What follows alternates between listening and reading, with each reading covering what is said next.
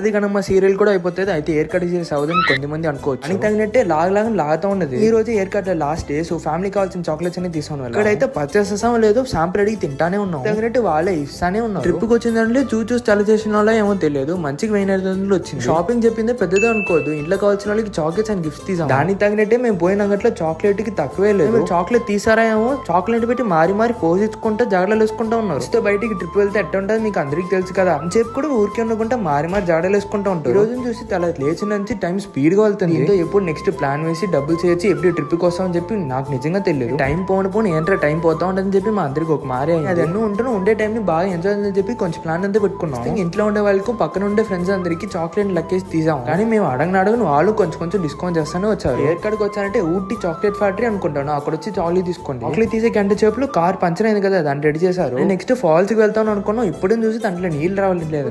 Hope వదులుకుంటే opposite లోనే boating ఉంది, అక్కడికి వెళ్ళి ఎంజాయ్ చేస్తామని చెప్పి ప్లాన్ చేసినాం. ఇక్కడ నుండి చాక్లెట్ ని తీసుకెళ్లి కార్ లో ప్యాక్ చేసాము. సో నెక్స్ట్ వీడియోలో చూస్తాం ఏమంతా చేసినాం, ఎక్కడంతా పోయినాం అని చెప్పి. నేనేం చేసేది వీడియో లాతా పోతుంది, ఇంకా 2-3 వీడియో దొరుకుతాయని తెలుస్తాను. సో నెక్స్ట్ వీడియో చూస్తాం. టోటో బోయ్.